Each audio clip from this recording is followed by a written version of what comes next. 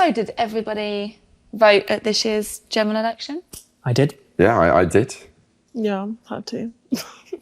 You had to? Had to, yeah. This is it was a pivotal year. It was. It felt the country was so divided at the time, and I've never seen Britain be so divided going into an election. Yeah, I think it felt like that. It was the turning point we were all waiting, or the opportunity we were all waiting for, I think. I never saw it coming, though, when Rishi came out of Downing Street in that rain. I didn't expect it. It was all sudden. I knew he was going to call it any time between then and October. And I was expecting a sort of autumn election. So for it to happen then, it was like, well, okay, it's game time now, isn't it? I feel like elections are more suited to the summer.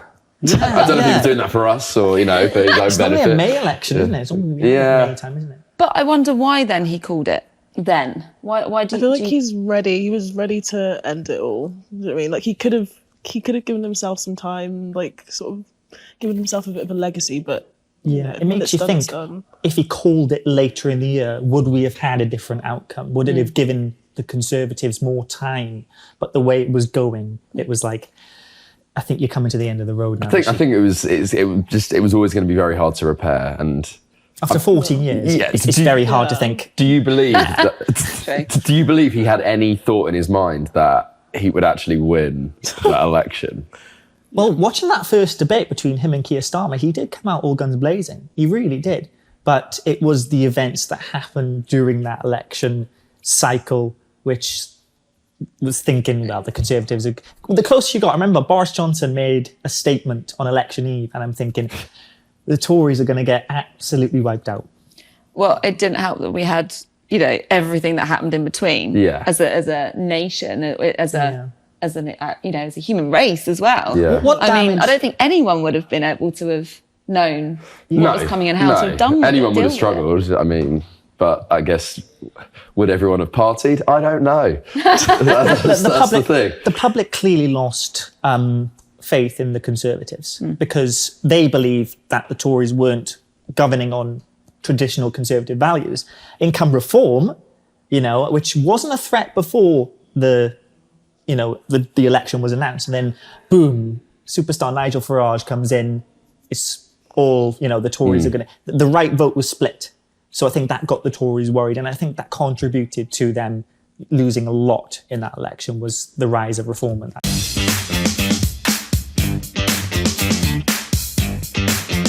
I believe voting is important because the politicians that we elect when we vote take critical decisions. They decide, for instance, whether to spend money on affordable housing, on schools, or whether to take the country to war. So who we put in charge of those decisions is really critical. Have you always voted since you could? I have. The first ever vote I had was the 2015 general election.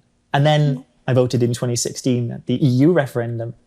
Then the snap election that Theresa May called in 2017. And then Boris's one in 2019. So it's 4 elections in that short space of time. Who did you vote for?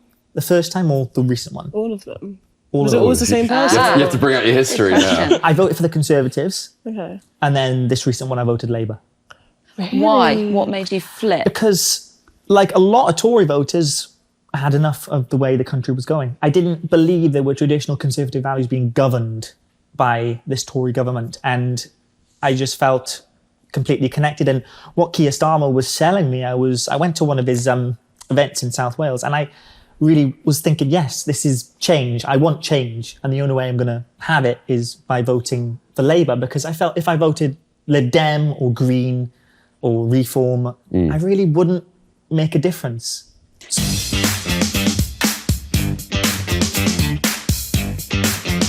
An individual vote can make the difference.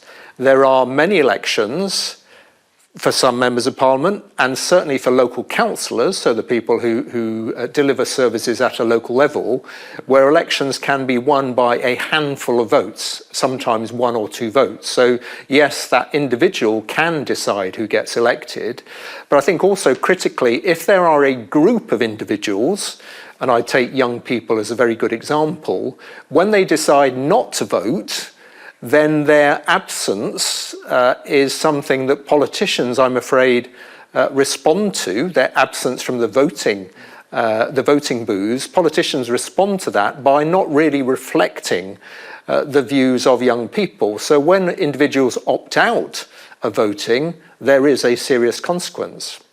So, but do you think that's the problem with a lot of people that then go, they don't go with the minorities because they're like, even if they believe in... Labour didn't get that much bigger the vote share, did they? What I mean is, even if they really believe in a party, if they're a smaller party, then when they actually come to vote, they kind of go, I'm just going to go with that because they're probably going to have more of a chance of being in power.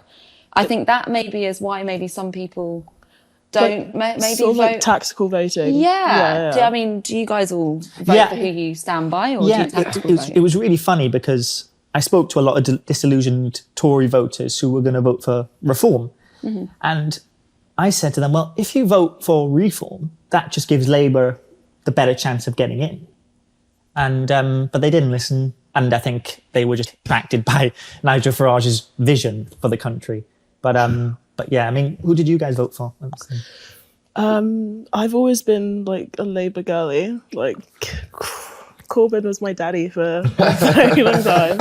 Is that undisclosed? Does Corbyn know? Is that Glasgow next year? I'm sure.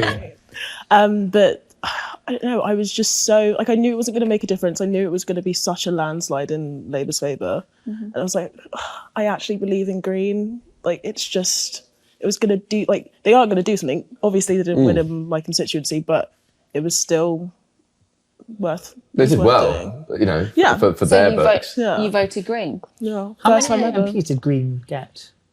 I think they got one more seat. They usually have Brighton, but they have somewhere... They have another seat, I can't remember where, though. That was the leader, huge, wasn't it? Yeah. No. Bristol. They won Bristol, didn't they? I know Bristol's a stronghold for Green, isn't it? I'm sure. I think that's where Carla Denny, I think that's where her seat is. I'm not sure. Ben? As in, who did I vote for this year? So I voted Labour this year, and the elections that I have voted in since I've been able to, I have been Labour. I was kind of, my first election I could vote in was when Jeremy Corbyn was on the scene, and I remember obviously he was targeting everybody kind of my age group with the free university. Yeah, exactly. And I was kind of very much like, I'm not just going to jump on the bandwagon. And I was kind of being quite reserved about it. And obviously everyone my age was like, oh my God, he's the Lord, he's a saviour, it's amazing. And then he came to do like a speech like at the top of my road. And I was like, all right, I'm going to go down, see what he's all about. And I went down there. Was he there with his cap on back to front? And he wasn't, not quite, unfortunately, no. But he was there with his bus, and there was a big old crowd. I stood there and I listened, and I was like, yeah, I hear it. Actually, I believe what you're saying. Because I wasn't sure if it was all hype. People have very mixed opinions on him, and that might not be appreciated by certain people close to me. Because obviously, I guess, older generations have a different opinion maybe of Corbyn than... It's funny you say that. So then you say older generations. Are your family all in the same boat? Do you ever talk about it around the table? Or? My family, certain members of my family would be more politically inclined than others. I think sort of... There are certain portions of my family who would be like, or who are very anti-Corbyn and be like, well, that's the worst ever thing you could ever be doing. Okay. And it's one of those ones you just... What are their reasonings? Do they have good reasonings, or do you... I think it's just the history. And I think the media has a lot to play in it. And it's a hard one to bring up and discuss because obviously they're going to think that their opinion is the right opinion, and you're never really going to get anywhere in that. So, as they always say, you just kind of avoid it. Politics. My family are staunch Conservative voters, and I think the reason I voted against Corbyn in 2019 was, I think, due to my family's influence. I think at that age, I was still very young. I was still quite naive to the whole political world. But now that I've had a chance to really look at the manifestos and see which one was appealing and what would make my future better, Keir Starmer's was the one that appealed to me the most.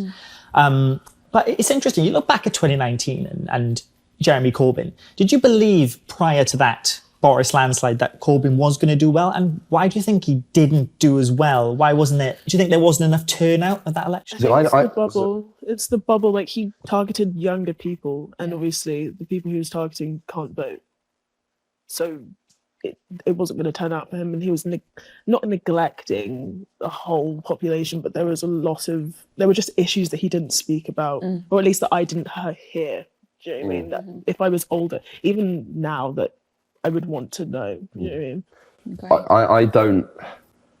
I don't think I voted in that 2019 election. Did you? So what was it? The first one Corbyn was eligible for must have been 2017. Yeah. I voted in that one. I could be wrong. I don't think I voted in 2019. That was a hung parliament, was it?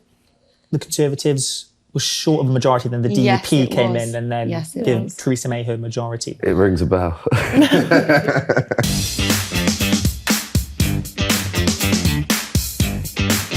Independent candidates have an important role to play in politics, and there is evidence that the direction of travel that we're going in politically is actually going to exclude independents from the political process rather than support them in participating. And by that I mean that the changes that are being made at the moment through the devolution white paper, which affects England, what that is going to do is to set up some very large councils, councils with, according to the government, something like 500,000 people or thereabouts. In that sort of scenario, it's quite difficult for independents to make a breakthrough, because they tend to be perhaps people who are recognised at a very local level and can't perhaps get the exposure that is needed to get them elected when we're looking at a much larger scale election. The other area where independents are very actively mitigated against is in relation to standing for Parliament, where it is now possible for the larger political parties to direct a very, very substantial proportion of all the money they spend on a general election campaign into a very small number of seats. And if you happen to be an independent candidate trying to get elected in a parliamentary seat where one or other of the big parties decides we're going to pile millions of pounds literally into fighting that campaign, then good luck as an independent. So why, when you said earlier that it resonated with you, why? What was in the particular referendum that you really liked? Funny enough, one of the main policies was about the railways. Now, I travel a lot by rail, and I've faced several problems with different companies all across Wales and England and Scotland. But there was just the consistent delays and the cancellations, and I felt it was going nowhere. But under Labour, their ideas to nationalise the railway, I was thinking, this sounds really exciting, and it gives us a fresh new start. And it's something I wish the Tories would have done, but once again, their policies were just, it was the same old. Wasn't it? Yeah. No, it was the same old. And I just felt that I got to give somebody else a chance. It's 14 years we're talking about, it's 14 years. And I don't personally see the Tories getting back in for a long, long time, because the voters are just way too dissatisfied with what they're offering. Well, where does your sort of political stance lie, or what sort of policies do you look for? Because you didn't say, did you vote in the last election? I didn't. You didn't vote in the last election. Okay. Why was that? Personal reasons. I think I was, at the time it happened, I kind of felt like it was just kind of dropped on us. And I had so much going on. And I think, because I'm kind of like almost not quite middle-aged generation, I've seen so many things happen and so many changes happen. And I just didn't feel it was right. It wasn't my time to kind of vote. I had a feeling that it was going to go to a Labour because, majority, because of everything that's happened in the last 14 years. And I just thought, you know what, I'm on this one going to sit back, because I think it's so important that the younger generation do vote. But I also think there's so much more that could be done to make people want to go and vote. So, I know it's a higher percentage this time than last time, but for me, I always do look at personal reasons as to how it's going to help me. Like you said, with the trains, for me, it's also, I look at local constituencies as well as general, because I think it's, I think a lot of people, when you come to local elections and voting, your council actually does so much more for you than you think, or can do so much more for you than you think. Because I've been in positions personally, I don't know if anyone else has here, where I've needed to go to my local MP for advice or support. And that's actually what they're there for as well. And so many people don't really know. A lot of people don't even know how to. Exactly, and where to go and etc. But I think as you get older, you find these things out, and it's like you said, as you've got older, you kind of understand you want to do more, and like why maybe you didn't vote first time round. But I think it does depend on your background and what you come across in day-to-day society. But I just think your local ones are as good as and as big as your See, I never really fully understand those ones. Right. Like, I guess because they're less publicised. Exactly. And you're just suddenly here and you get something through the post, you'd be like, I don't really know too much about that, and I'll just let that slide. But do you guys also not think that's still the case with the general election? I think when it comes to like the general election, people tend to look at the leader rather than their MP. Yeah. So it's easier to vote on whether Keir or...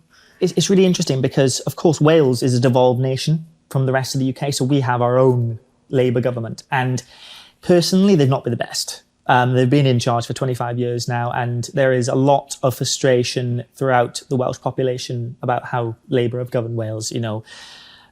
There's a lot more people homeless on the streets.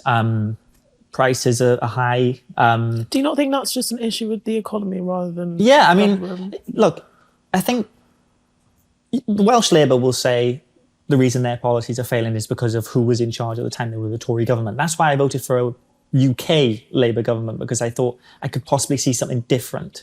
And maybe that there's Welsh Labour in Wales and then there's UK Labour. It could work for the better. But still, there's some policies that Welsh Labour are pulling out, which is just really unpopular, like with the 20-mile-an-hour limit, the speed limit. Oh my gosh, that in London though, guys. I know it's coming. What I find frustrating about that is the petition has been skyrocketed in that, but there's still no discussion about any changes. Yeah, I understand there needs to be 20 miles an hour in certain places, like outside schools. That's understandable. But there's some which is not necessary. And there was a whole debacle with more AMs being appointed to the Senate. I mean, I personally don't like the Senate. I mean, I am somebody who would rather not have devolution. I'd rather just be under one whole government again. That's just for me. But yeah. I mean, I have a Labour council, so I guess it's going to give them more power, going to make it a bit easier to implement things. Yeah, but I don't know. I don't think it's that much. I just don't think it's that connected to the government, the council. What, as in how they relate? Yeah, I don't think it's... I mean, other than money and how it's distributed, I don't think there's that much connection. Do you think, though, if you're under a Labour government now and your local is Labour, that they would they not have more power because it's more connected? Has it always been... Has everyone here always had their local MP the same as my local MP, I haven't interacted with him at all. Chris Bryant, who's my MP for Rhondda. Recently we had the floods that affected the Rhondda really badly, especially in areas like Pontypridd. And I was really impressed how Mr. Bryant came out and was going on news and saying that the Rhondda, which is a very deprived area, needs more money for issues like this because the rivers have broken their banks so many times. So I was really impressed with him, demanding that this is a serious issue because you can see the weather's getting worse and worse. These storms are more frequent. So areas like Pontypridd are going to be more affected. And there were so many, the AMs and the councillors out helping people, families and businesses. There were grants given to the businesses that were affected. So it was nice to see that. But it's nice to see them pressuring the government, especially for areas like this, which, well, let's say will happen again with how more frequent these weather incidents get. Yeah. My constituency is Conservative, and has been for a long time. And you know, I'm not one of these people who's like, if they're a Conservative, then that necessarily means they're a bad person. It's a label, that's their party, whatever. They do good stuff for people in the local area.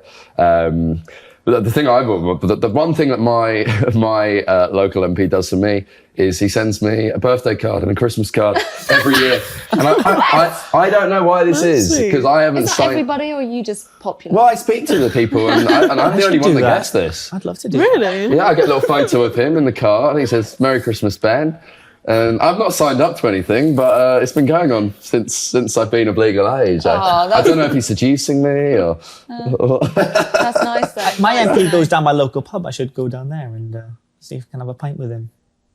Let's see. Probably get you to... You can buy you a pint. He's got the money for it. Yeah. Yeah.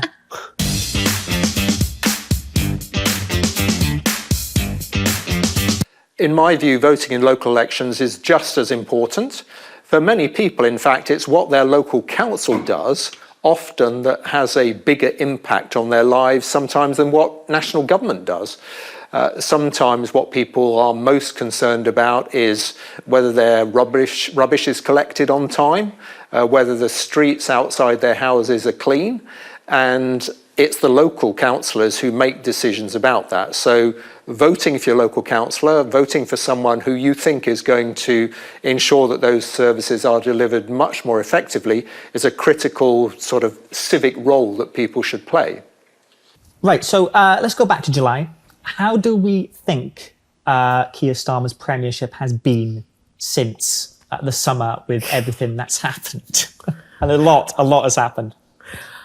Who knows, though, to be honest, because he's not really been in the country much, has he? That's He's understandable. I mean, he only works till, 3 on Fridays? No. down the pub. Down the pub.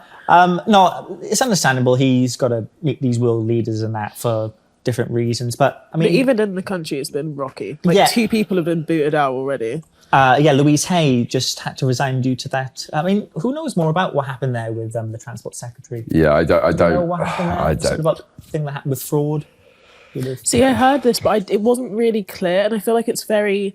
If the Tories had done that, the way Labour would have spanned that and made sure that was the headline of every single paper. But I don't have a clear understanding of what actually happened. But then I'm seeing people saying that the media is going in harder on Labour than they would necessarily on Conservative. That's why everyone's like, oh, Labour are ruining. That's why people are petitioning. I mean, because they're being made out to be like Labour's the worst thing that has ever happened in a Prime Minister's first ever 5 months. A lot of right-wing media outlets like Talk TV and GB News, depends. It's like they're asking for his head straight away. Yeah. I mean, you look at I don't know if you knew this, but I think it was a week into Starmer's reign. Vaughan Gething, the Welsh First Minister, had to resign due to a scandal about a payment, £200,000. So that was something that happened straight away. And then you had everything that happened in Southport, and then you had the riots, and then the stuff with Lord Ali. It's like... It's crazy that's all happened in less than a year. Yeah, it's true. There's so much happening. I guess, and I guess because of the media and I guess of how like connected we are as well now, I feel like I think it probably just feels more prominent than previous because we're exposed to it more and more. And don't forget, we've come out of, we've already said, 14 years of Conservative government. That it's going to kind of happen in some way, shape, or form. Here's the thing, and Keir Starmer said from day one that it's going to get worse before it gets better, and... Do you think he had to make these hard decisions, like stripping the pensioners of the winter fuel allowance? It's a silly idea. He's opening himself up for criticism. He's affecting students now. You know, the pensioners, the farmers' protests. It feels like everything's going against him. Every vote that he got to give him this, dominant, dominion, right? He's just neglecting everyone. Everyone's getting shoved out the window. And it's just, I was really hoping it would be like a Blair sort of premiership and just taking control. Reuniting people again. Yeah. Which it kind of more divided had it done. We're even further divided. I'm here on this like glass half full kind of view at like, If he says it's going to get worse before it gets better, then like in a few years' time, it will get better. Everyone said that. Cameron said that. They all did say that. They all did say that. I mean, change. We're going to do this. We're going to do that. Nothing's happening. But let's be honest, it's a lot to change. There's so many things that have got to be... It's not going to happen overnight. And there are so many big things that have happened. You know, what with Brexit, what with obviously COVID. There's massive things. You think between 2019 and now, there has been so many things that have happened that is going to take time. Do you think he's in sort of like fixing mode, or...? I reckon that's what it is.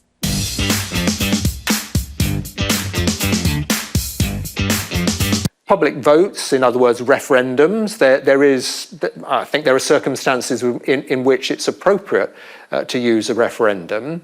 But in relation to Brexit, I think that was a mistake. I think referenda are most effective where a question is put to the people, where it is very clear what people will get if they vote yes or no.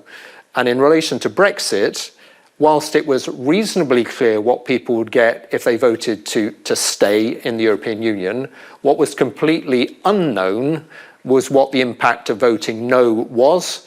And unfortunately, that became rather apparent after the vote. And certainly the polling since suggests that people rather regret that decision. It's hard to predict what would happen if that vote were rerun. But I think what is clear is that if it were rerun, then I think that people would be demanding a lot more information about what the possible outcome would be if they voted no, which really didn't happen in 2016. The one thing I really, really liked, or like it was like day 2, but I'd never seen this in my lifetime, was that when he appointed his cabinet, each person who got their position was someone who specialised in that field.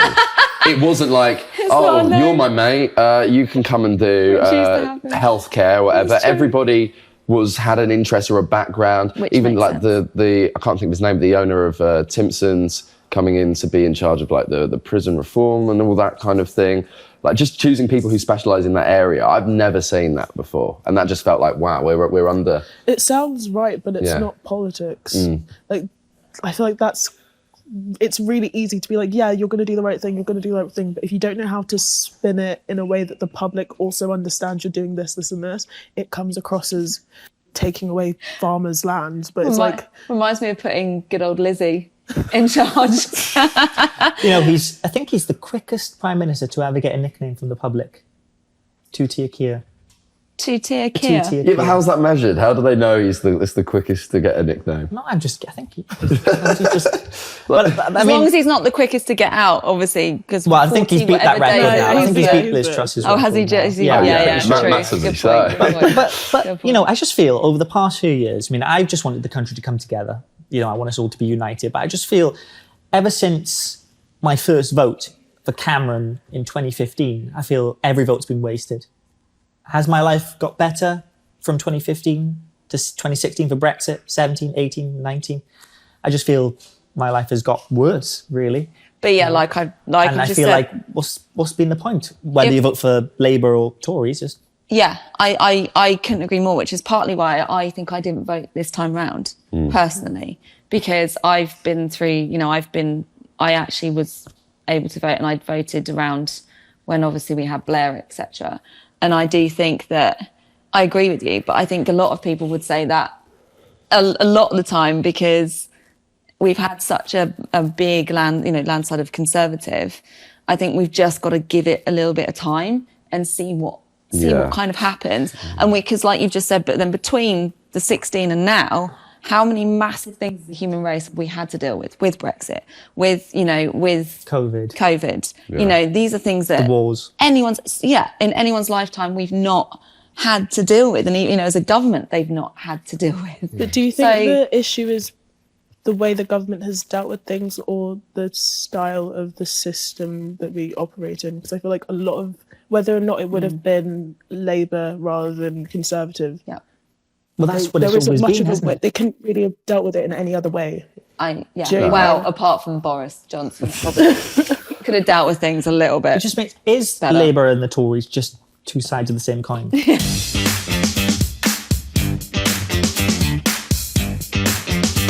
Democracy in the UK, I think, is a genuine democracy.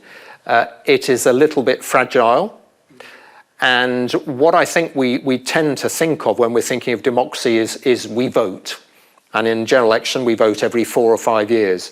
What we need to do, in my view, is we need to change our understanding of what democracy is, so that democracy is something that people are engaged in on a much more regular basis than just taking part in an election every 4 or 5 years. And there are some very good examples of how this can be done.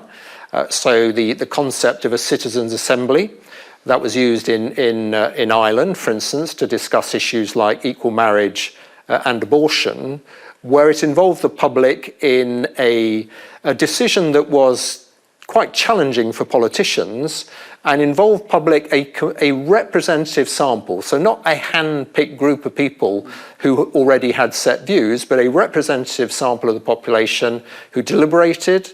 They had information provided, both those in favour, those against, different arguments. They then looked at those, considered them in detail, and then came forward with a recommendation, which in Ireland, the politicians then adopted. So we need to look, I think, we need to be more ambitious about what we think democracy is, to involve people not just once every 4 or 5 years in an election.